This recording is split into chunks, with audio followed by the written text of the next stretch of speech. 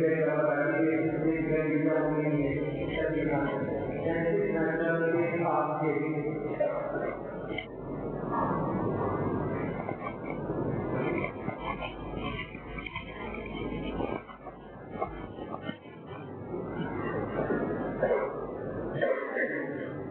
بالله من الشيطان اللعين الرجيم. بسم الله الرحمن الرحيم. الحمد لله الملك الحق المبين قاصم الجبارين مبين الظالمين، والصلاة والسلام على سيد المرسلين وخاتم النبيين ورحمة للعالمين والمخاطب بطه وياسين أبي القاسم محمد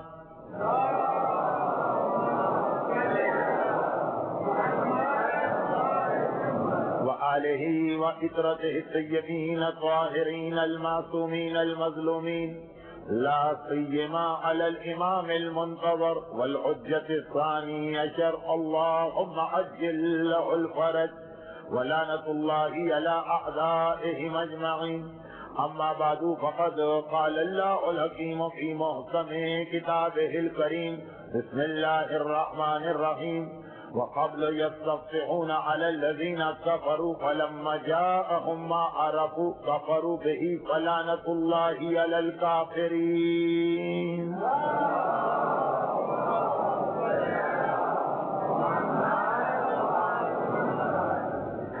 ماہ مبارک رمضان کا پہلا دن اور پہلا روزہ ختم ہوا، اور امید ہے کہ آپ حضرات میں سے ہر ایک نے آج کے دن قرآن کریم کے پہلے پارے کی تلاوت کی ہوگی، یا یہ ارادہ ہوگا کہ آج کی رات مسجد سے اور امام بارگاہ سے گھر جا کر قرآن کی تلاوت کریں۔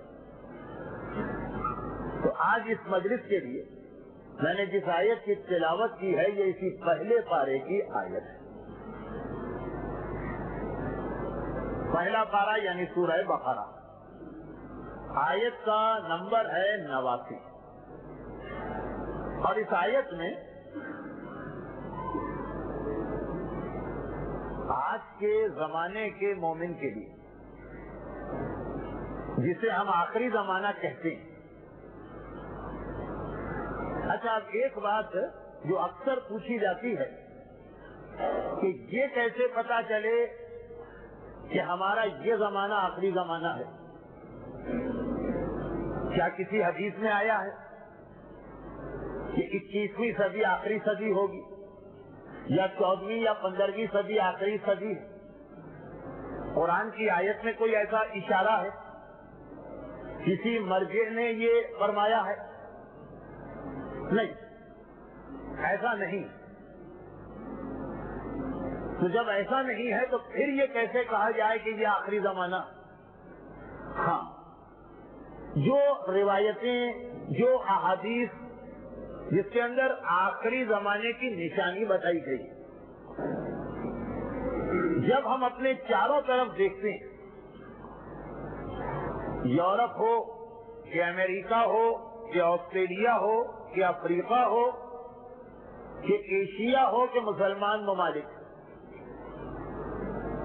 جب ہم اپنی شکل آئینے میں دیکھتے ہیں، جب ہم اپنے گھر کی خواتین کو، عورتوں کو، یا شاید آپ کے یہاں بائیوں کو کہا جاتا ہے، ان بائیوں کو ہم گھر سے باہر دیکھتے ہیں، جب ہم اپنے گھر کا نظام دیکھتے ہیں، جب ہم باپ اور بیٹے کے رشتے اور تعلق کو دیکھتے ہیں، جب ہم شوہر اور بیوی کے رشتے کو دیکھتے ہیں، جب ہم دنیا کی سیاست کو دیکھتے ہیں، جب ہم بڑے بڑے شیطانوں کو اس دنیا میں حکومت کرتے دیکھتے ہیں، جب ہم روزانہ مسلمانوں پر ایک نئی مصیبت، ایک نئی بلا آتے دیکھتے ہیں، اور پھر وہ حدیثیں پڑھتے ہیں جس میں یہ بتایا گیا کہ آخری زمانے کے مردوں کے چہرے کیسے ہوں گے، عورتوں کے سر کیسے ہوں گے، مومن کا گھر کیسا ہوگا، مسلمان ملکوں کی حالت کیسی ہوگی، وہ حدیثیں میں انشاءاللہ پڑھوں گا، تو پھر ہمارے دل میں یہ یقین بڑھتا جاتا ہے کہ ہمارا یہ زمانہ آخری زمانہ ہے۔ تو اس سورہ بقرہ کی آیت نمبر 89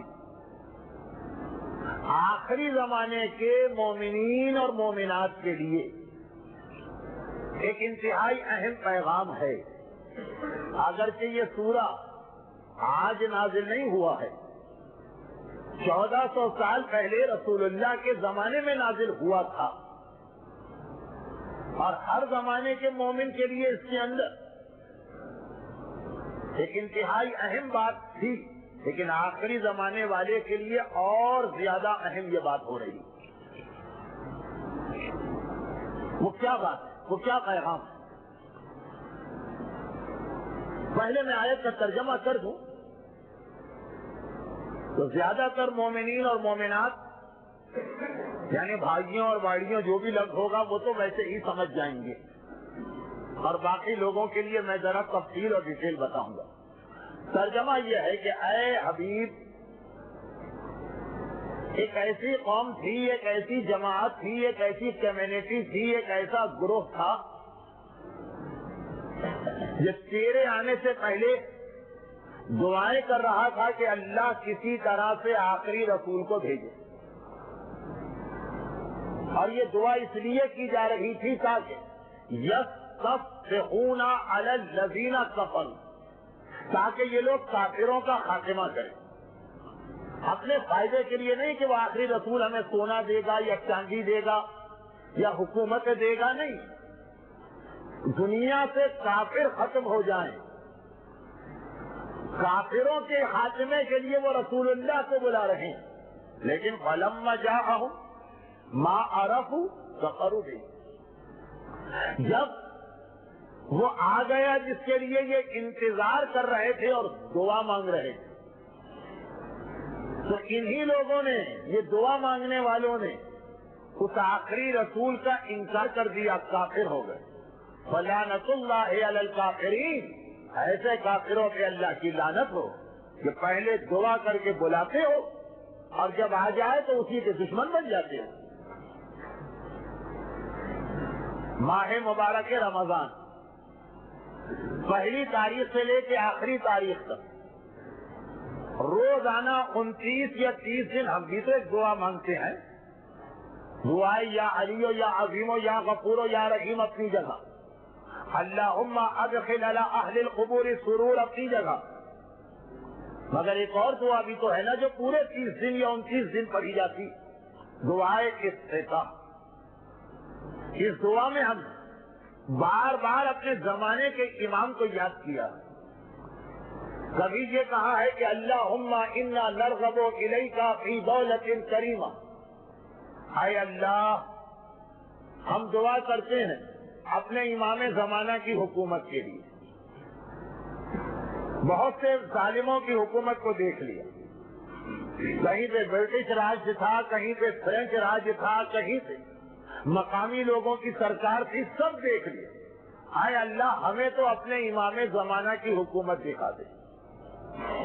اللہم انا نرغب اسی دعا میں، اور پھر اسی دعا میں آگے چل کر اللہم انا نشکو الیک فقد نبینا و غیبت ولینا، اے خدا ہم تجھ سے شکایت کرتے ہیں کہ تو نے ہمارے ولی کو غائب کر دیا، ہمارا ولی، ہمارا سرپرست، ہماری مدد کرنے والا، ہماری حفاظت کرنے والا وہ غیبت میں چلا گیا، اور وہ غیبت میں بھی کب گیا؟ لیکن ایک باپ اس وقت مر گیا جب اس کے بیٹے بڑے بڑے ہو گئے۔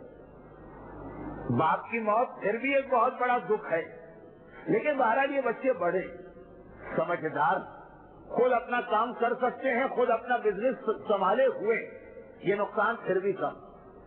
اور ایک آدمی اس حالت میں مرا کہ اس کے چھوٹے چھوٹے یتیم بچے، اور کوئی ان یتیموں کا خیال کرنے والا نہیں۔ یہ والے باپ کی موت زیادہ دکھ ہے کہ وہ والے باپ کی موت؟ باپ دونوں، بچے دونوں نے اپنے باپ چھوڑے، لیکن یہ والا باپ جس کے چھوٹے چھوٹے بچے ہیں اور جو اس کے بعد کوئی خیال کرنے والا نہیں. ہم جب کہتے ہیں دعائے افتتاح میں کہ اے خدا ہم تیری بارگاہ میں شکایت کرتے ہیں تو نے ہمارے آقا اور مولا اور سردار کو غائب کر دیا، تو دیکھیے اس وقت اگر امام غائب ہو کہ پتہ چلے کہ ہماری حکومت ہے، دنیا میں ہمارا کوئی دشمن نہیں ہے، ہم آرام سے زندگی گزار رہے ہیں، تو کم صدمہ ہوگا، کم دکھ ہوگا. لیکن ہمارا امام کب غائب ہے؟ اسی دعائے افتتاح کے اندر اسی جملے میں کہتے ہیں اللہم انا نشکو الیک وقت نبینا وغیبت ولینا وکثرت عدونا. ارے ہماری حفاظت کرنے والا، ہمیں دشمنوں سے بچانے والا اس وقت غائب ہوا جب ہمارے دشمن بہت زیادہ ہو چکے ہیں. وقلت عددنا، یعنی دشمن بہت ہیں اور ہم بھی بہت ہیں، تو پھر بھی برابر کا مقابلہ نہیں. دشمن زیادہ ہیں وقلت عددنا، اور ہم بہت کم رہ گئے. چلے دشمن زیادہ ہے ہم کم ہیں، لیکن دشمن خاموش بیٹھا ہے، چپ بیٹھا، ایسا بھی نہیں.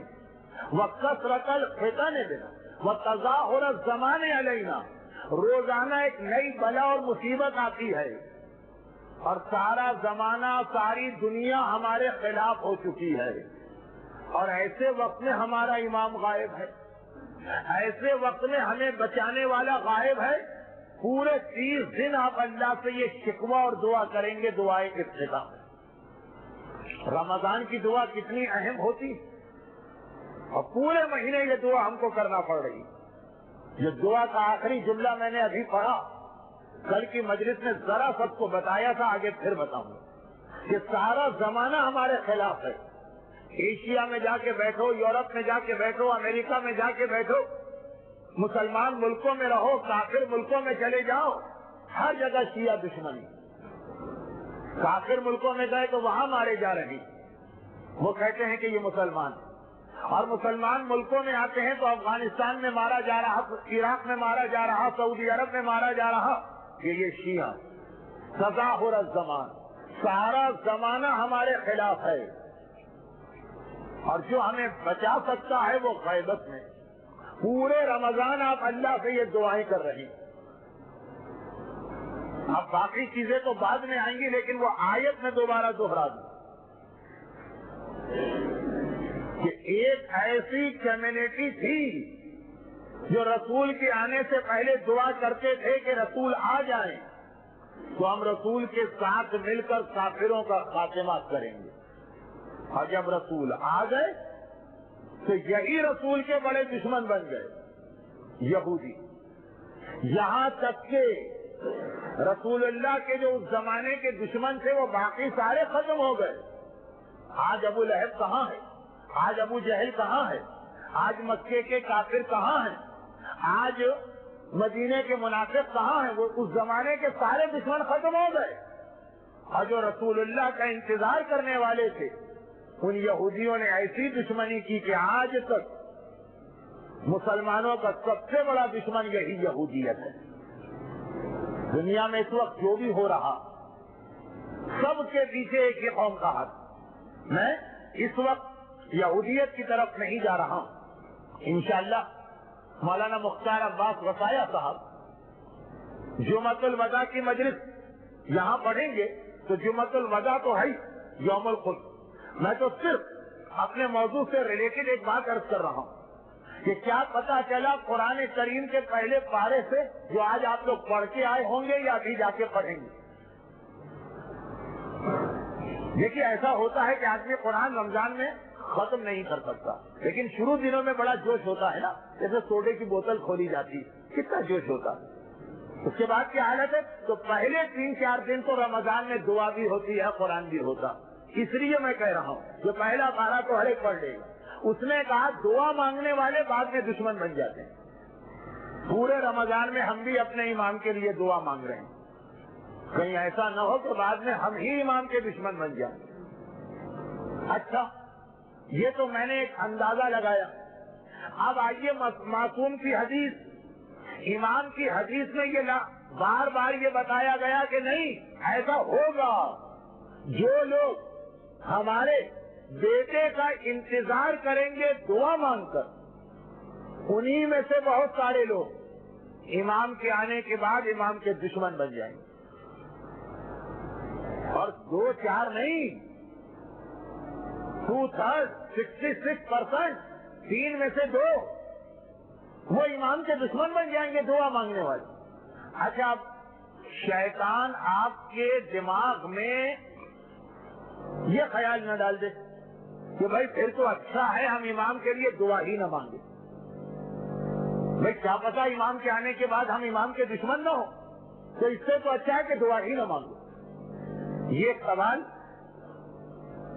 آپ کے دماغ میں آ سکتا ہے، اس کی تفصیل میں بعد میں بتاؤں، لیکن ایک مختصر سی بات کہہ دوں کہ یہ کون لوگ ہوں گے یہ امام کے آنے کے بعد امام کے دشمن بنیں گے، جبکہ وہ غیبت میں امام کے لیے دعا مانگتے تھے۔ دعائے افتتاح تو رمضان کی دعا، اس کے بعد سارا سال آپ کو 11 مہینے دعا مانگنا۔ یہ کون لوگ ہوں گے، کون شیعہ ہوں گے؟ اس میں سے ایک چھوٹی سی بات، یہ والے شیعہ جو رسول اللہ کی ایک حدیث میں بیان ہوا، شیعہ ہیں، دھرم ٹھیک ہے ان کا، سیاری صحیح نہیں۔ ایک حدیث ہے جو اہل سنت کے پاس بھی ہے، شیعوں کے پاس بھی ہے۔ ایسی بہت ساری حدیثیں، میں صرف ایک حدیث آج پڑھ رہا ہوں۔ پوچھا گیا تھا اللہ کے رسول آخری زمانے میں مسلمانوں کی حالت کیا ہوگی؟ اور یہی حدیث صادق آل محمد امام جعفر صادق علیہ افضل الصلاۃ والسلام سے بھی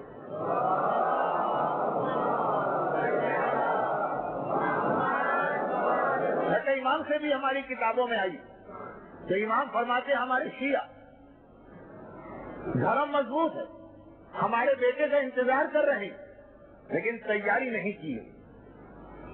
کیا مطلب مولا؟ سنو، آخری زمانہ وہ ہوگا کہ جب ہمارے شیعہ، اور رسول اللہ نے کہا کہ میری امت 8 کام کرے گی۔ اچھا، ویسی بہت ساری حدیثیں، ایک میں 15 باتیں ہیں، وہ بعد میں آئے گی، ایک میں تقریباً 100 باتیں ہیں، اگر وقت ملا تو وہ آخری مجلسوں میں آئے گا۔ ابھی تو پہلی مجلس اس ٹاپک پر 8 باتیں۔ پہلی 4 باتوں کا تعلق فقہ میں، شریعت کے مسائل میں مومنین کرام کا انٹرفیئر۔ دیکھیے، شریعت کے مسائل میں صرف مرجع کو اختیار ہے یا مجتہد کو حق ہے فتویٰ دینے کا۔ ہماری قوم کا ہر بچہ، بڑا، مرد، عورت، جاہل، عالم، ہر آدمی جیسا دل چاہتا ہے شریعت کا مسئلہ بتانے لگتا ہے۔ 8 باتوں میں سے 4 کا تعلق تو ہماری اسی خرابی سے۔ اب 4 باتیں عام ہیں۔ فرماتے ہیں کہ آخری زمانے میں ہمارے شیعوں کی حالت ہوگی کہ 4 گناہ بہت زیادہ کریں گے۔ اچھا، یہ جو 4 گناہ ہیں یہ تو ہر دور کا شیعہ کرتا رہا۔ کون سے 4 گناہ؟ شراب بہت پیئیں گے، گانے بہت سنیں گے، رشوت بہت دیں گے اور لیں گے، سود بہت زیادہ کھائیں گے، بیاج، رشوت، گانا، شراب۔ لیکن پوری تاریخ دیکھ ڈالیے، شراب اور گانا اور سود تو بہرحال رہا۔ کا آخری زمانے کا جو مومن ہوگا وہ ذرا ہوشیار ہوگا، چالاک ہوگا، وہ ڈش اینٹینا کے زمانے کا ہوگا، وہ انٹرنیٹ کے زمانے کا ہوگا، تو وہ ایسے شراب نہیں پیے گا، وہ ایسے رشوت نہیں کھائے گا، وہ ایسے گانا نہیں سنے گا۔ یہ فرق ہو گیا آخری زمانے کے مومن میں اور پہلے زمانے کے مومن میں۔ 100 سال پہلے بھی کوئی مومن گانا سنتا ہوگا اور آج بھی گانا سن رہا، مگر ایک فرق کہا کہ آخری زمانے کا مومن شراب پیے گا لیکن پہلے شراب کو کہیں نہ کہیں سے حلال ثابت کرے گا۔ پرانے زمانے کا مومن شراب پیے گا یا تو حرام سمجھ کے پیے گا یا حرام و حلال کی بات ہی نہیں کرے گا۔ آخری زمانے میں ایسا نہیں ہے، چالاک مومن ہے، ہوشیار مومن ہے، وہ ادھر سے ادھر سے کوئی دلیل لائے گا اور کہے گا شراب حلال. میں نے ابھی حال ہی میں کسی مجلس میں پڑھا تھا, اور یہ بالکل صحیح بات کہ کتنے سارے مسلمان آج یہ بحث کرتے ہیں کہ دکھاؤ قرآن میں کہاں لکھا ہے کہ شراب حرام. کہاں یہ ہے کہ شراب اچھی چیز نہیں؟ تو بہت ساری چیزیں اچھی نہیں ہیں, لیکن حرام کہاں لکھا ہے؟ آج سے 40 سال پہلے, آج سے 30 سال پہلے لوگ ایک بات کہتے تھے خالی, مولانا یہ دکھائیے قرآن میں یہ کہاں لکھا ہے کہ داڑھی رکھنا ضروری ہے. داڑھی کی بات کرتے ہیں, وہ بھی اتنی عقیدت کے ساتھ کہ جیسے باقی تو پورے قرآن پہ عمل کر رہے ہیں. بس یہی ایک چیز رہ گئی ہے, یہ بھی کوئی اگر ان کو دکھا دے تو فوراً رکھ لیں گے. لیکن چلے وہاں تو بات سمجھ میں آتی, لیکن وہ داڑھی والی بات آج شراب تک پہنچ گئی. کہاں لکھا ہے شراب کے اندر؟ کہاں لکھا ہے قرآن کے اندر کہ شراب حرام؟ معصوم کہتے ہیں کہ آخری زمانے میں ہمارا کلمہ پڑھنے والے شراب پیئیں گے, لیکن پہلے اسے حلال کریں گے. کوئی کہے گا یہ شراب نہیں ہے, دوا ہے. کوئی کہے گا یہ شراب نہیں ہے, اس سے تو طاقت آتی ہے, انرجی ملتی ہے, زور پیدا ہوتا ہے, بیماری کے خلاف شریر کو یہ طاقت دیتی ہے. بہرحال ادھر ادھر کی بحث کر کے گانے سنیں گے, لیکن کہیں گے کہ یہ وہ گانا نہیں ہے جو اسلام نے حرام کیا ہے, یہ تو ایک تفریح ہے, انٹرٹینمنٹ ہے, یہ تو مزے کی چیز ہے. اللہ کبھی مزے کی چیز کو تو حرام نہیں کرے گا. بیاج, سود, انٹرسٹ بہت زیادہ ہمارے شیعوں کے اندر ہو جائے گا, لیکن سود کے نام پہ نہیں. پہلے وہ ثابت کریں گے کہ سود حرام نہیں, کہیں گے یہ وہ سود ہی نہیں ہے, وہ بیاج نہیں ہے جو رسول اللہ کے زمانے میں ہوتا تھا. اس وقت تو مجبور کیا جاتا تھا اور اس طرح سے فائدہ اٹھاتے تھے. آج تو خوشی سے لوگ سود دیتے ہیں, خوشی سے لوگ سود لیتے ہیں. یہ سود نہیں ہے, یہ نفع ہے, یہ پروفٹ ہے. مجھے بھی ایسے لوگ ملتے ہیں, مولانا میرا ایک مکان ہے, میں بھاڑے پہ دینا چاہتا ہوں, جائز ہے؟ بالکل جائز ہے. تو مولانا ہمارے پاس وہی مکان کے برابر پیسے ہیں, $1000, ہم اسے بھاڑے پہ دینا چاہتے ہیں, یہ بھی جائز ہونا چاہیے. قسم کی بات ہے. اب یہ تو نہیں کہہ سکتے کہ سود اس قرآن میں نہیں ہے. قرآن میں کہتے نہیں, وہ قرآن والا سود کچھ اور تھا, یہ والا سود کچھ اور. آپ لوگ تو میڈغاسکر, موریشس, یہاں سے پیرس جاتے ہیں, لیکن پیرس سے ملا ہوا ایک اور ملک ہے جسے ہم جرمنی, اور آپ لوگ المان کہتے ہیں, عربی میں بھی المانیہ کہا جاتا. جب میں وہاں مجلس پڑھنے گیا تو وہاں بحث کی تھی ایک صاحب کہ جی وہ سور کا گوشت بھی اسلام میں حلال ہے. لیکن کتا تو سمجھ میں آتا ہے کہ اگر کوئی بحث کرے کہ کتا قرآن میں کتے کا ذکر نہیں, یہ نہیں ہے کہ کتا حرام, وہ تو حدیثوں میں. لیکن سور کا گوشت تو قرآن میں, حرمت علیکم المیتۃ والدم ولحم الخنزیر, اللہ نے تمہارے لیے سور کے گوشت کو حرام کیا. سور. اب وہ جرمنی میں, المانیہ میں بحث ہو رہی ہے, فرینکفرٹ میں.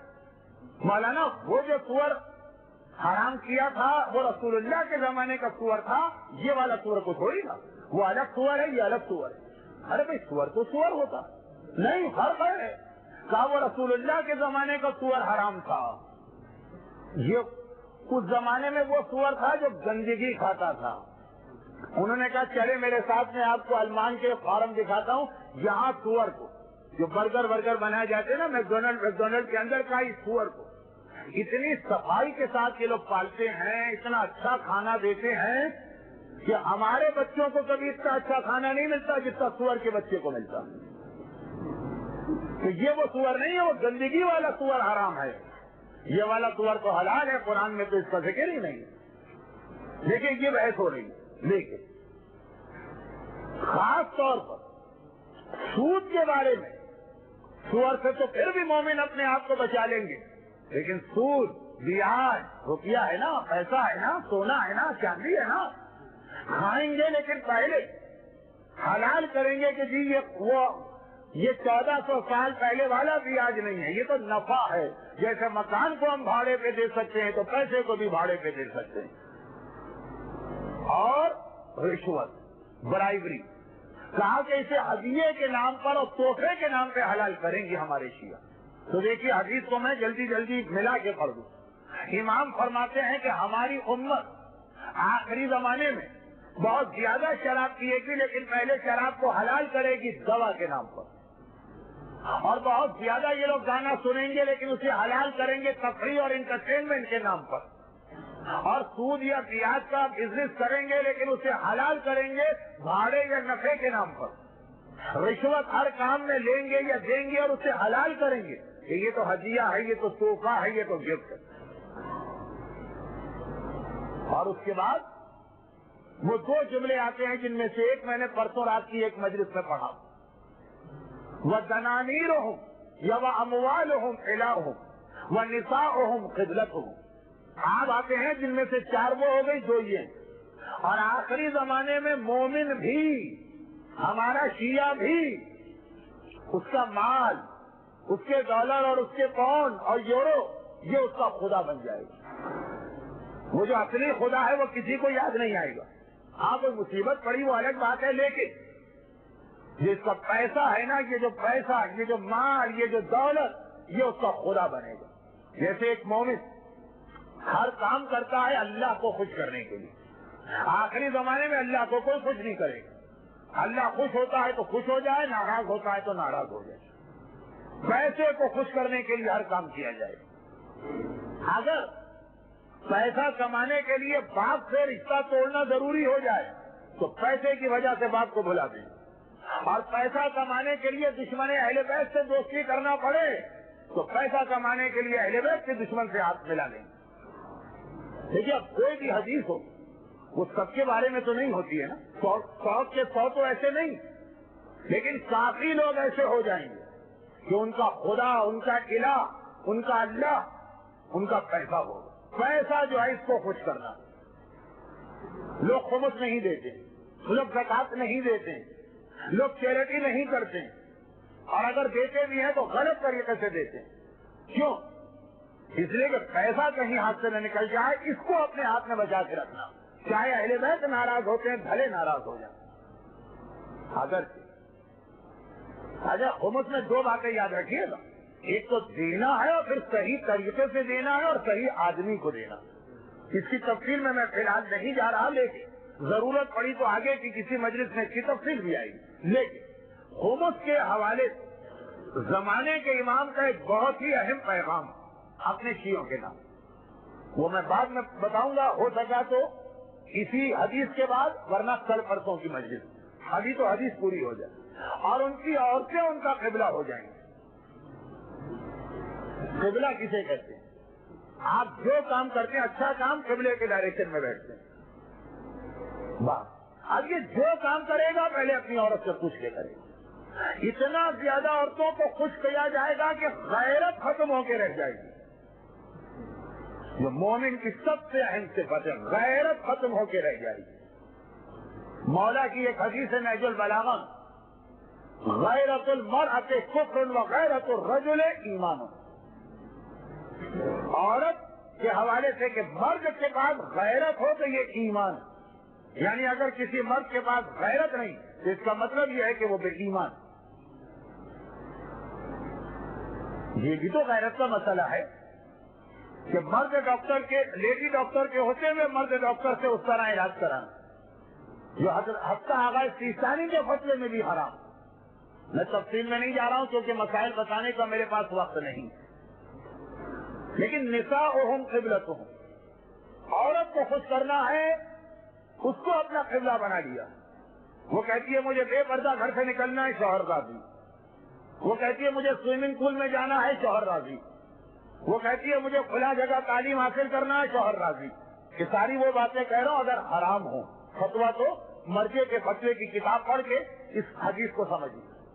عورت قبلہ ہے، جو عورت کہے گی وہ مرد کرے. وَلَا يَبْقَ مِنَ الْقُرْآنِ إِلَّا رَسْمُهُ. 7ویں چیز حدیث میں 8 چیزیں آخری زمانے کی نشانیاں، ان میں سے 7ویں چیز وَلَا يَبْقَ مِنَ الْقُرْآنِ إِلَّا رَسْمُهُ. یہ والا ٹکڑا حدیث کا تو کئی اور حدیثوں میں آیا. حتیٰ نہج البلاغہ میں بھی مولا نے ایک جگہ آخر میں ارشاد فرمایا، آخر نہج البلاغہ. اور گھروں میں قرآن ہوگا تو کوئی مومن کا گھر قرآن کے بغیر نہیں، لیکن خالی لکھا ہوا قرآن ہے۔ قرآن کیا خالی کاغذ پر لکھنے کا نام ہے؟ ارے ہر مومن کی ساری زندگی قرآن ہونا چاہیے۔ قرآن کسے کہتے ہیں؟ ایک قرآن گھر میں ہے جو چھاپا والا، اور ایک موبائل قرآن ہے جو ہر مومن ہوتا ہے۔ اگر کافر وہ کیوں پڑھے گا چھاپے والا قرآن؟ وہ آپ کو دیکھے گا، جیسے آپ ہوں گے ویسا وہ قرآن کو سمجھے گا۔ یہ جملہ پوری ایک تقریر چاہتا ہے، لیکن میں اپنے ٹاپک سے نہیں ہٹنا چاہتا ہوں، اس لیے باقی باتیں چھوڑ دیتا ہوں۔ وَلَا يَبْقَى مِنَ الْقُرْآنِ، اور قرآن صرف چھاپے پہ لکھا ہوا رہے گا، کسی مومن کی زندگی میں قرآن نظر نہیں آئے گا۔ اور رمضان قرآن کا مہینہ، یا علی یا عظیم یا غفور یا رحیم، کسی دعا کے اندر آپ کو پورے 30 دن یاد دلایا گیا ہے، بلکہ 30 نہیں 300 دعائیں استطاعت، یہ تو 150 دفعہ روزانہ 5 نمازوں کے بعد یہ دعا پڑھنا۔ کیا ذکر اللہ عظم تو ہوا کرم تو ہوا شرف تو الذی فرض فیہ صیام، لیکن وانزلت فیہ القرآن ہدی للناس وبینات من الہدی والفرقان۔ روزانہ 5 مرتبہ آپ کو یاد آتا ہے رمضان میں کہ قرآن اس مہینے میں نازل ہوا۔ شب قدر کے اعمال میں آپ سر پہ قرآن رکھتے ہیں، لیکن وہ وہی چھاپے والا قرآن، یہ تو امام نے بھی کہا اور نبی نے بھی کہ آخری زمانے میں قرآن ہوگا، لیکن وہی کاغذ والا قرآن۔ وَلَا يَبْقَى مِنَ الْإِسْلَامِ إِلَّا اسْمُهُ، اور اسلام بالکل ختم ہو جائے گا، صرف نام ہوگا اسلام کا۔ ہم نے کسی سے پوچھا آپ کون ہے؟ کہا مسلمان۔ آپ کون ہے؟ کہا مسلمان۔ کوئی مسلمانوں والی کیا چیز آپ میں پائی جاتی ہے؟ وَلَا يَبْقَى مِنَ الْإِسْلَامِ، اور اسلام سوائے نام کے اور کچھ نہ رہے گا، جب صرف نام کا اسلام۔ اچھا اصل اسلام کسے کہتے ہیں؟ یہ انشاءاللہ ایک مجلس میں اس لیے بتانا کہ اس کے بغیر یہ حدیث سمجھ میں نہیں آئی، لیکن ابھی تو اتنا سمجھ لیجیے کہ ایک ہوتا ہے سونا، ایک ہوتا ہے خالص اور اصلی سونا، ایک ہوتا ہے کھوٹا سونا۔ دیکھنے میں دونوں ایک جیسے لگتے ہیں، اسی لیے کبھی کبھی لوگ دھوکہ کھا جاتے ہیں، فراڈ میں آ جاتے ہیں، کھوٹا سونا خرید لیتے، دیکھنے میں تو وہ بھی سونا لگتا۔ وَلَا يَبْقَى مِنَ الْإِسْلَامِ إِلَّا اسْمُهُ، ایسا تو نہیں ہے کہ کھوٹا اسلام ہمارے پاس ہو۔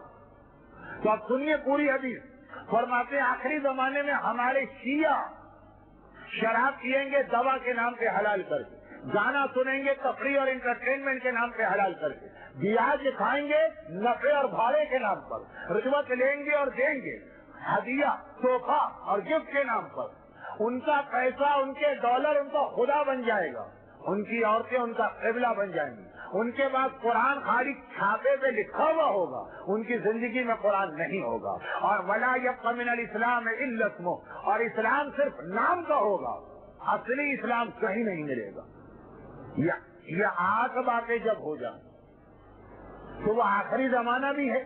میری مجلس کا پہلا حصہ ہم کیسے کہہ سکتے ہیں کہ یہ آخری زمانہ؟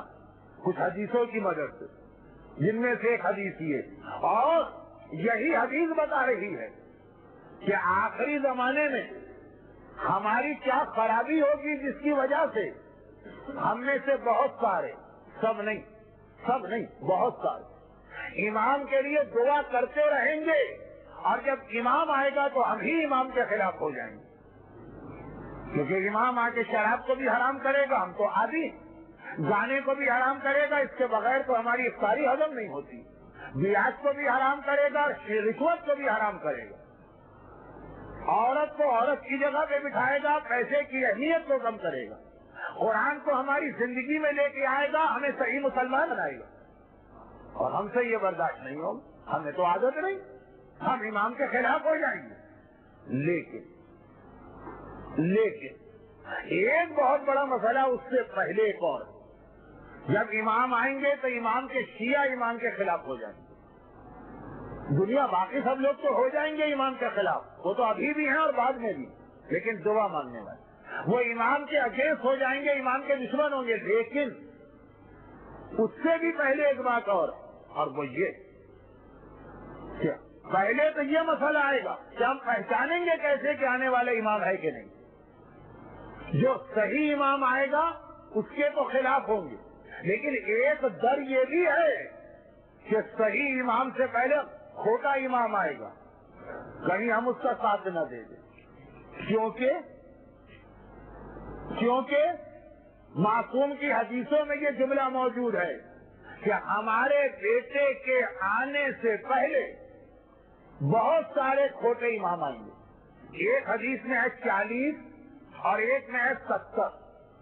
خالی وہ آئیں گے نہیں، ہمارے بہت سے شیعہ جنہیں امام زمانہ سے بہت زیادہ محبت ہے، بہت محبت، کہ محبت کی وجہ سے جو بھی آ کر کہے گا میں امام ہوں، بہت سارے شیعہ اس کا ساتھ دے دیں، محبت کی وجہ سے۔ ان کے پاس محبت ہوگی، معرفت نہیں ہوگی، یہ نہیں پتا ہوگا کہ سچے امام کو کیسے پہچانتے۔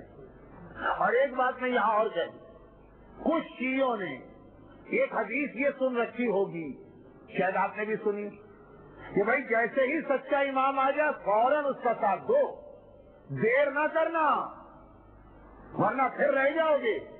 تو جس کی وجہ سے کچھ شیعہ ہر وقت ڈرتے رہیں گے کہ بھائی سچا امام آ گیا تو ہمیں فوراً جانا، تو کھوٹا امام جو ہے وہ یہی کرے گا۔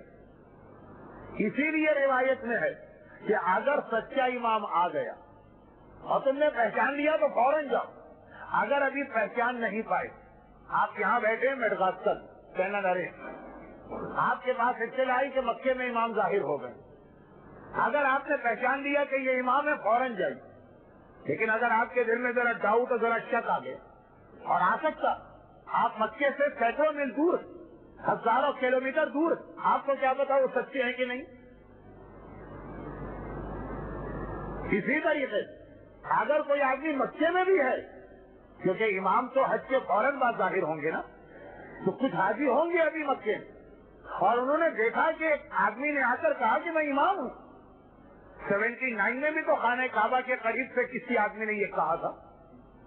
تو اب ایک بہت بڑا، وہ تو بات کا خطرہ ہے کہ جب امام آ جائیں گے اور ہم پہچان لیں گے کہ یہ ہمارے امام ہیں، مگر وہ اتنے سخت چیزیں لائیں گے، شراب اور رشوت، کہ ہم ان کے خلاف ہوں گے۔ لیکن اس سے پہلے یہ کہ پتہ کیسے چلے۔ اور اب سنیے ایک بہت اہم بات، آج کا جو زمانہ ہے نا، اس میں شیعوں کو سب سے بڑا خطرہ سمجھا جا رہا۔ اس وقت جتنے بھی کافر ہیں نا، ان کی نگاہ سب سے بڑا خطرہ شیعت، ہمیں گمراہ کرنے کی، ہمیں بہکانے کی کوشش کی جا رہی ہے، اور اس کے لیے تیاری کی جا رہی ہے کہ کسی کھوٹے کو امام بنایا جائے۔ اور وہ شیعہ جو امام سے محبت کرتے ہیں، چنانچہ وہ جیسے ہی سنیں گے امام آیا دوڑ کے چلے جائیں گے۔ ابھی حسینی مدرسے کا ایک بچہ ایک اسپیچ کر رہا تھا، میں گجراتی تو بہت زیادہ نہیں سمجھتا ہوں، جو تھوڑی بہت گجراتی میں سمجھتا تھا وہ بھی یہاں میڈغاسکر میں بیکار ہو گئی۔ وہ کراچی والی گجراتی تھی، اب تو میں فیصلہ نہیں کر پا رہا ہوں کہ وہ گجراتی تھی بھی کہ کھوٹی گجراتی تھی، وہ میری سمجھ میں آ جاتی، اتنی سمجھ میں آ رہی خیر، لیکن کچھ ایسا اندازہ ہوا کہ حضرت ابو ذر کا کچھ ذکر کر رہا تھا وہ، تو حضرت ابو ذر سے بھی زیادہ اہم صحابی سلمان فارسی کا جو واقعہ ہے نا، وہ کبھی پڑھ لیجیے یا سن لیجیے گا، میرے پاس ابھی وقت نہیں۔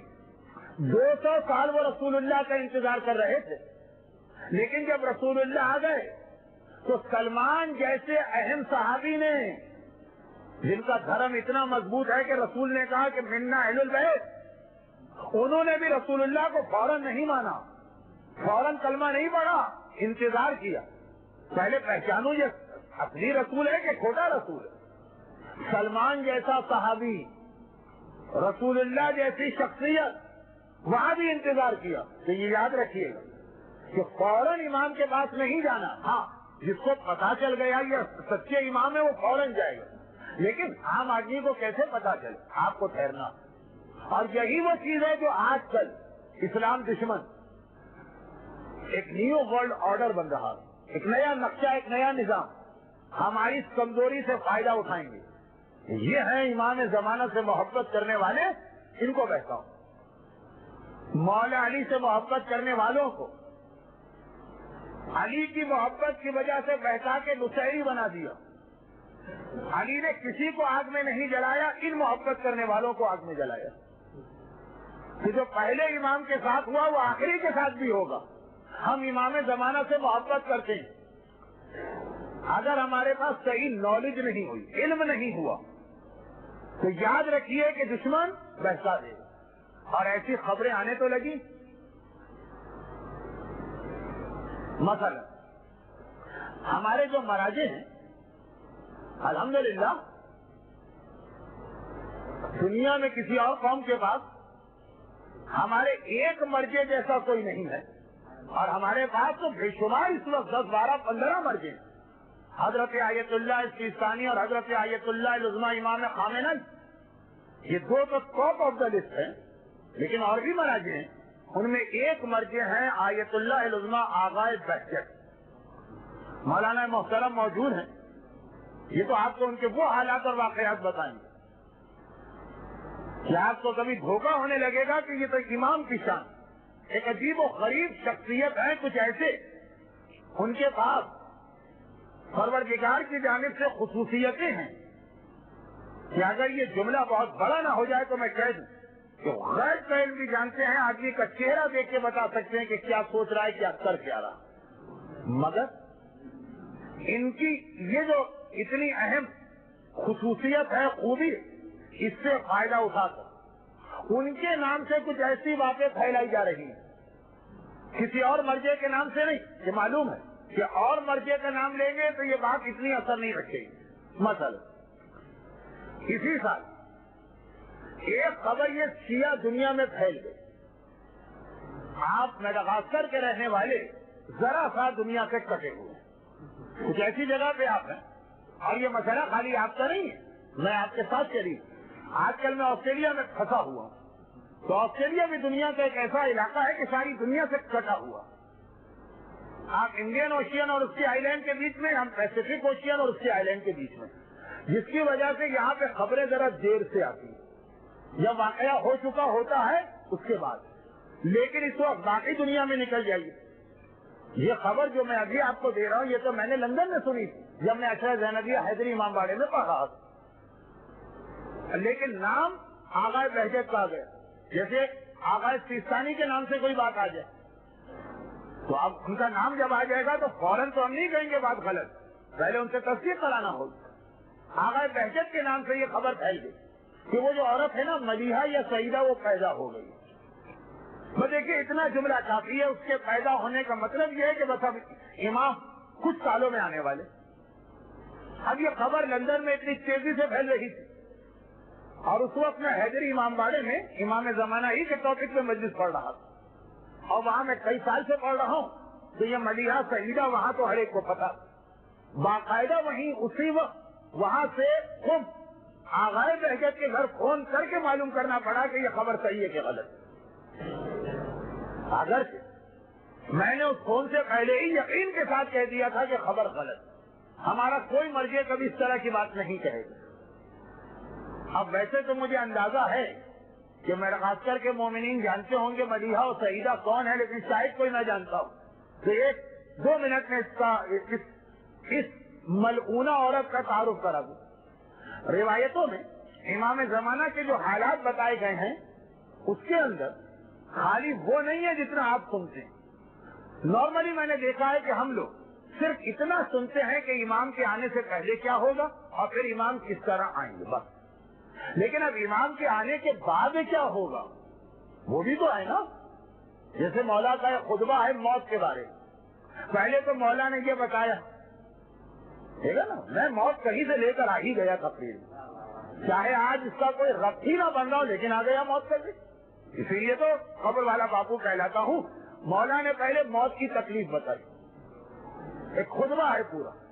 جب وہ تکلیف بتائی کہ کس طرح روح نکلتی ہے, کتنی تکلیف ہوتی ہے, سارا مجمع رو رہا تھا کیونکہ مولا سے سن رہے تھے. تو مولا نے اس وقت کہا سنو, اعلموا ان ما بعد الموت اشد من الموت.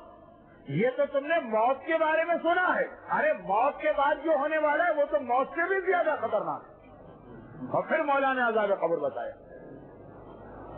آپ کے مومن نہیں تھے, مولا کو بھی نعوذ باللہ قبر والے امام کا ٹائٹل مل جاتا، لیکن موت اپنی جگہ سخت ہے، اس کے بعد تو اس سے بھی زیادہ۔ امام کے آنے سے پہلے کے حالات تو بہت اہم ہیں، لیکن جب امام آ جائیں گے پھر کیا ہوگا، اس کے بارے میں تو معلومات اتنی کم ہے کہ میں نے دنیا میں جہاں بھی یہ چیزیں پڑھی تھی، اب تو خیر پھر بھی لوگ واقف ہو گئے ہیں، میرے قابل احترام دوست ان جیسے کئی علماء نے یہ چیزیں بتائی، پہلے تو لوگوں نے سنی نہیں تھی کہ بھائی جب امام آ جائیں گے تو امام کی حکومت قائم ہوگی، اور اس کے بعد امام جب حکومت کریں گے 7 سال یا 40 سال یا 70 سال، تو پھر ایک دن امام دمشق سوریا سے جا رہے ہوں گے، دنیا سے سارے کافر ختم ہو جائیں گے، ایک شیطان کی ماننے والی عورت زندہ رہے گی، اس عورت کا نام ایک روایت میں ملیحہ ہے، ایک روایت میں سعیدہ،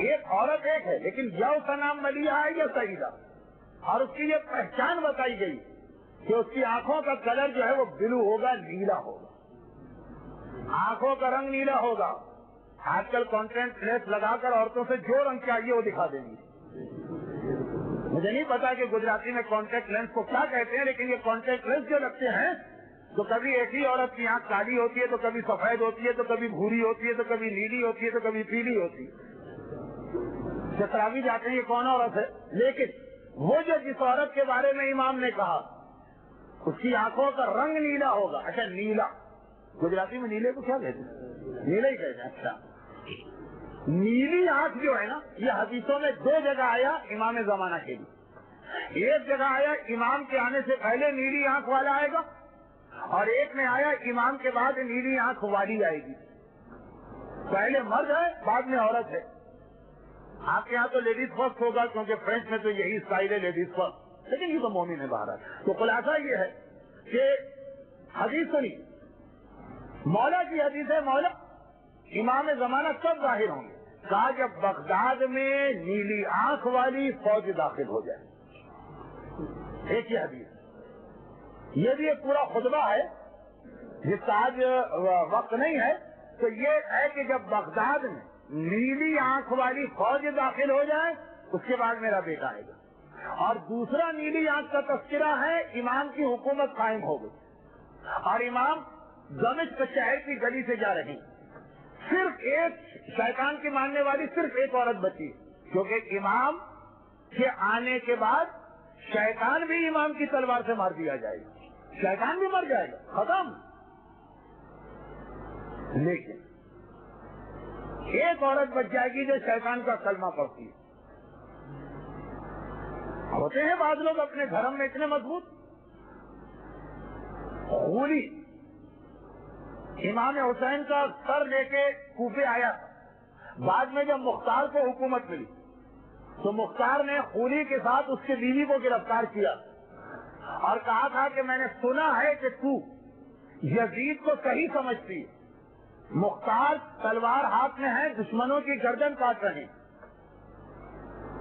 بتا دے اگر تو یہ کہہ دے گی کہ تو یزید کو نہیں مانتی میں تجھے چھوڑ دوں گا، مگر دیکھیے وہ عورت اپنے دھرم میں کتنی مضبوط، وہ دیکھ رہی ہے مختار کے ہاتھ میں تلوار، وہ دیکھ رہی ہے مختار نے اب تک سارے یزیدیوں کو مار دیا، لیکن وہ کہتی ہے کہ اے مختار، چاہے تو مجھے قتل کرے، چاہے تو میرے لاشے کو جلا دے، میرا دھرم یہ ہے کہ یزید امیر المومنین تھا، صحیح خلیفہ تھا، صحیح انسان تھا، میں اس کا کلمہ پڑھوں گی اور اسی پر مرنا چاہتی ہوں، اتنا مضبوط دھرم۔ تو یہ ملیحہ بھی ایسی ہے کہ شیطان مر گیا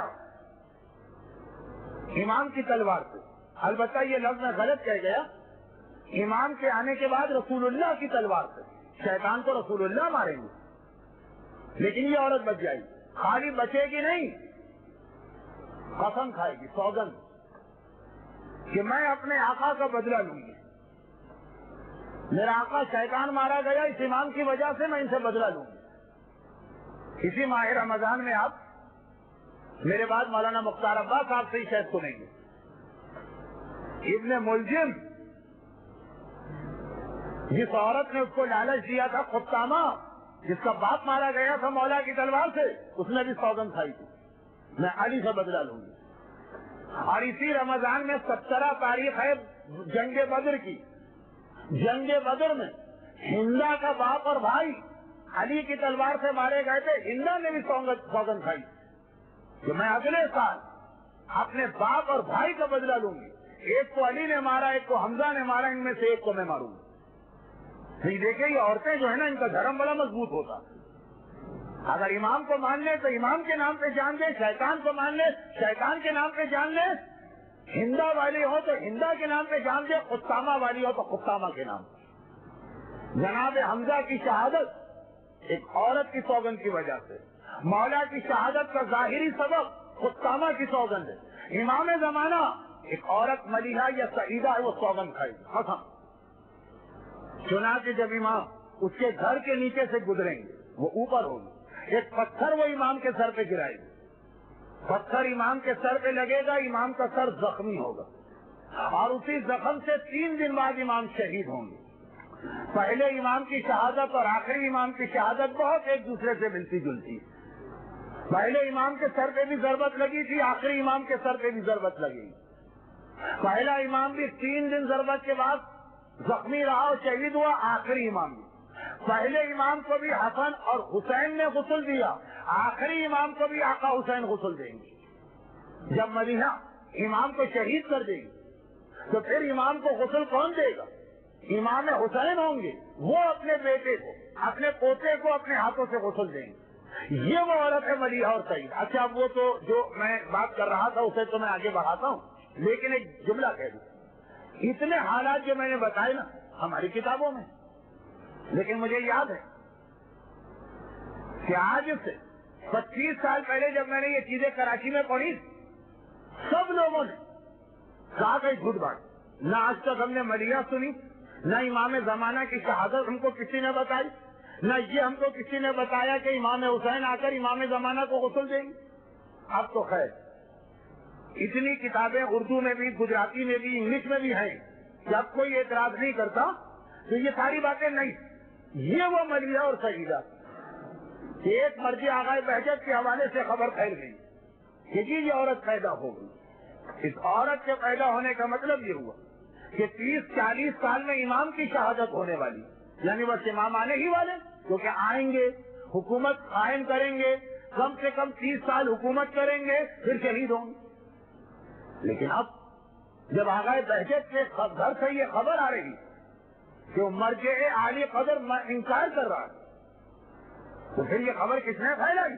یہ وہ لوگ جو ہماری لا علمی سے، ہم کو معلومات نہیں ہے، فائدہ اٹھانا چاہتے ہیں. ایک کھوٹا امام لانے کی تیاری ہو رہی ہے جس کے لیے یہ خبر پھیلائی گئی. اور ایسی اور کئی باتیں وہ انشاءاللہ میں کل بتاؤں. لیکن جب کھوٹی بات بہت زیادہ پھیل جاتی ہے اس کا نتیجہ یہ نکلتا کہ پھر سچی بات بھی لوگ بھول جاتے ہیں. یہ کھوٹی بات کس طرح پھیلتی ہے کہ کربلا میں چل کے پوچھی. حسین محمد مصطفیٰ کا نواسا ہے، علی مرتضیٰ کا بیٹا ہے، فاطمہ زہرا کا لقب جگر ہے. اس گھر میں پروان چڑھا ہے جہاں وحی نازل ہوتی ہے. وہ دودھ پیا ہے جو عصمت طہارت کا ہے. مگر جب حسین شہید ہو گئے اور قیدیوں کا وہ لٹا ہوا قافلہ شام کے بازار کے قریب پہنچا، جس قافلے کے لیے کل بھی ایک جملہ میں نے کہا تھا کہ چاہے کیسی ہی قید کیوں نہ ہو انہوں نے نماز شب کی قضا نہیں کی.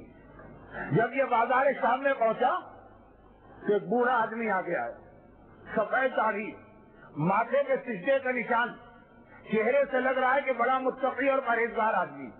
اس کے دل میں بھی کوئی کھوٹ نہیں، مگر چاروں طرف جو کھوٹی بات پھیلائی گئی. وہ قریب آیا، اس نے دیکھا کہ اس قافلے میں ساری عورتیں، وہ مقدس و متقی آدمی ہے، عورتوں کو دیکھنا نہیں چاہتا، نگاہ نہیں کر رہا. صرف ایک مرد نظر آئے، میرا چوتھا امام. قریب آیا اور کہا کہ دیکھا اللہ کا شکر ہے کہ اس نے تمہیں اور تمہارے گھر والوں کو شکست دی اور باغی مارا گیا اور اسلام اور مسلمانوں کو کامیابی حاصل ہو. میرے مولا سجاد نے سر سے پیر تک اسے دیکھا. اس کا چہرہ بتا رہا ہے کہ یہ آدمی مقدس ہے، متقی ہے، پرہیزگار ہے. اس وقت جو کہہ رہا یہ اس کا دھرم نہیں ہے جو اس نے چاروں طرف سے کھوٹی بات سنی اس لیے کہہ رہا. تو مولا نے بڑی نرمی کے ساتھ کہا کہ اے شخص تو مجھے مسلمان لگتا. تو الحمدللہ ہاں میں مسلمان ہوں, کلمہ اسلام پڑھتا ہوں. تو کہا کہ شاید تو نے قرآن بھی پڑھا. کہا کہ ہاں قرآن میں روزانہ صبح و شام پڑھتا ہوں. میرا مولا کہتا ہے کہ کیا تو نے قرآن میں آیت تطہیر پڑھی ہے؟ کہا کہ ہاں پڑھی. کیا تو نے آیت مودت کی تلاوت کی ہے؟ ہاں تلاوت کی. کیا تو نے آیت ولایت پڑھی ہے؟ کہا کہ ہاں آیت ولایت بھی پڑھی. کیا تو نے آیت ذی القربہ پڑھی ہے؟ کہا کہ ہاں آیت ذی القربہ بھی پڑھی. یہ ساری وہ آیتیں ہیں جو دعائے ندبہ کے شروع میں آتی. لیکن وہ بوڑھا آدمی کہتا ہے کہ میں تو کہہ رہا ہوں کہ خدا نے باغیوں کو شکست دی, تو قرآن کی آیتوں کے حوالے کیوں دے رہا؟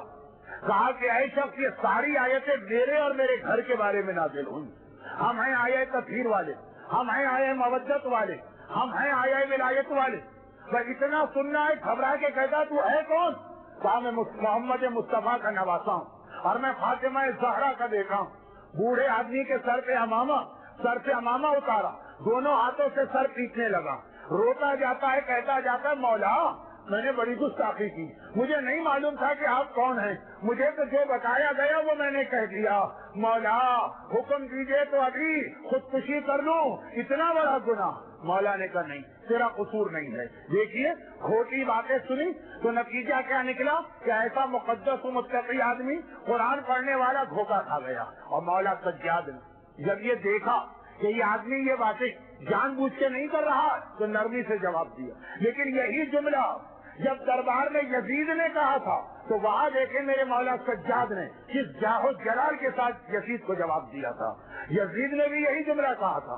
جب یہ قافلہ یزید کے دربار پہنچ گیا, ایک مرتبہ یزید نے سید الساجدین کو دیکھا اور کہا کہ دیکھا اللہ نے کیسے تیرے باپ کو شکست دی ہے جو باغی تھا. وہی بات یزید کہہ رہا ہے, وہی بات وہ بوڑھا کہہ رہا. بوڑھے کی نیت ہی تھی, یزید سے شیطان ہے. چنانچہ میرا مولا سجاد سینہ تان کے کہتا ہے یزید شکست میرے باپ کو نہیں ہوئی, میرے باپ کو شہادت کا مرتبہ ملا. ذلیل تو ہوا ہے, ذلیل تیرا خاندان ہوا. بھرا دربار, ملک روم کے اور دوسرے ملکوں کے سفیر بھی ہیں. یزید نے اپنی توہین محسوس کی. ایک مرتبہ غصے کے عالم میں کہا جلاد اس نوجوان نے گستاخی کی ہے, آگے بڑھ کے اس کی گردن اڑا دے. عزاداروں جلاد سید الساجدین کی جانب بڑھا اور ادھر زینب کو یاد آ گیا. ارے عاشور کی سے پہل میرا بھیا رخصتی کے وقت مجھ سے کہہ گیا تھا زینب میں جا رہا ہوں, اب میری اولاد تیرے حوالے ہے, میرے سجاد کو بچانا. زینب آگے بڑھی. یزید ابھی علی اور فاطمہ کی بیٹی زینب زندہ ہے, جب تک کہ میں زندہ ہوں کوئی میرے بیٹے کو ہاتھ نہیں لگا سکتا. یزید غصہ بھی ہے, شراب کا نشہ بھی ہے. ایک مرتبہ کہا جلاد تو آگے بڑھ, پہلے زینب کی گردن کو اڑا دے. جلاد زینب کی جانب چلا. علی کی بیٹی مرنے کو تیار ہے مگر ایک کونے میں سر جھکائے. فاطمہ کی کنیز فضہ بیٹھی تھی, حبشہ کی کنیز فضہ. یاد آ گیا 11 ہجری کی رات تھی. فاطمہ نے بلایا تھا, فضہ میں نے تجھے بہن کہا ہے, میں نے تجھے بہن سمجھا ہے, میں جا رہی ہوں, میرے بچے چھوٹے چھوٹے ہیں, میرے بعد ماں بن کے پالنا. فضہ نے حسن کو بچانے کی کوشش کی, نہ بچا سکی. حسین کو نہ بچا سکی مگر زینب کو بچانے کے لیے آگے آئی اور کہا یزید جب تک فاطمہ کی کنیز فضہ زندہ ہے کوئی میری شہزادی کو ہاتھ نہیں لگا سکتا. جلاد نے کہا, جلاد سے کہا گیا. یزید کہتا جلاد آگے بڑھ کے فضہ کی گردن کو اڑا دے. جلاد ادھر چلا, فضہ نے دربار کا رخ کیا. حبشہ کے 200 سردار بیٹھے ہیں. کہا اے میرے ملک کے رہنے والوں, تمہاری غیرت کو کیا ہوا ہے؟ غیرت کا لفظ یاد رکھیے گا. تمہاری غیرت کو کیا ہوا ہے؟ تمہارے سامنے مجھے مارا جا رہا, تم خاموش بیٹھے ہو. حبشی سرداروں کی غیرت بیدار ہو گئی. دربار میں 200 تلواریں نکل آئیں. یزید خبردار فضہ کو کچھ نہ کہنا ورنہ خون کی ندیاں بہ جائیں گی. وہ یہ منظر دیکھا, یزید گھبرا گیا. جلاد کو بلایا مگر آئے کوئی زینب کے دل سے پوچھے زینب کے دل پہ کیا گزری. ایک مرتبہ شام کی مسجد میں کھڑے کھڑے مدینے کا رخ کیا, آواز دی السلام علیک یا جدہ, السلام علیک یا رسول اللہ. نانا آج اس کنیز کی حمایت کرنے والے 200 سردار اور تیری بیٹی قیدی بنا کے لائی گئی ہے اور تیری بیٹی کی حمایت کرنے والا کوئی نہیں ہے. اللهم عرفوا كفروا به فلعنة الله على